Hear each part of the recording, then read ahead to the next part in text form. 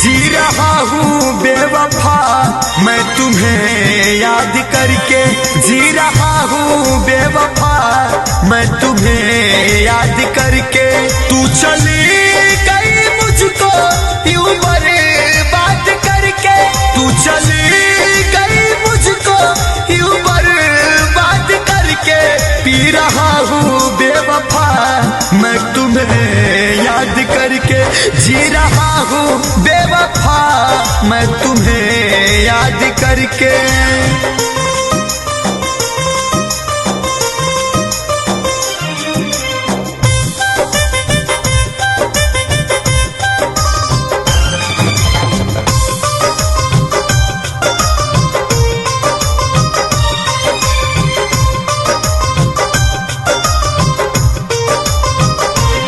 मैं रहूं ना रहूं तुझे गम नहीं, जो दर्द मिला है अब यही कम नहीं। तुम तो मोहब्बत के लायक नहीं थी, तुम तो मोहब्बत के लायक नहीं थी, मैं मोहब्बत कर बैठा। ऐ बेवफा तुम तो नफरत करके आजाद हो गई, मैं तेरी मोहब्बत में मर बैठा।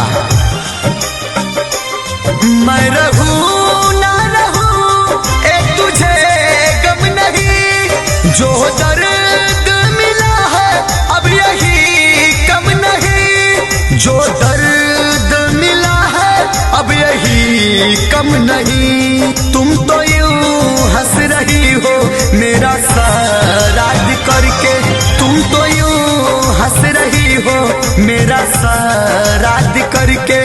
तुम चली गई मुझको यूं बर्बाद करके, तुम चली गई मुझको यूं बर्बाद करके।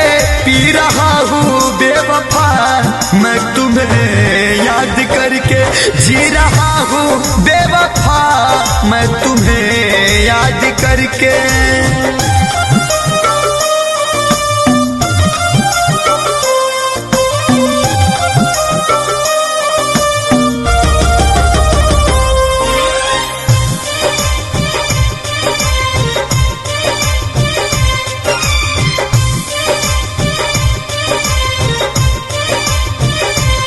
तू तो गैरों से ज्यादा अब गैर हो गई, पवन परवाना विपिन में अब बैर हो गई।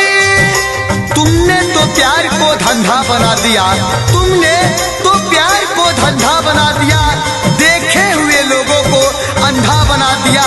अरे तू क्या बात करेगी जमाने में, तुमने तो जमाने को ही गंदा बना दिया।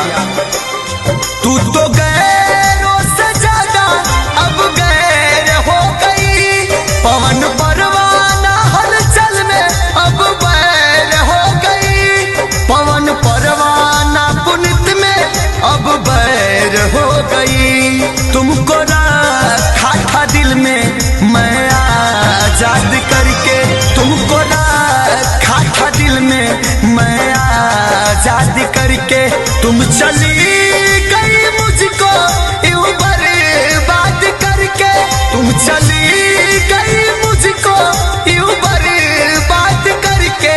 पी रहा हूँ बेवफा मैं तुम्हें याद करके, जी रहा हूँ बेवफा मैं तुम्हें याद करके।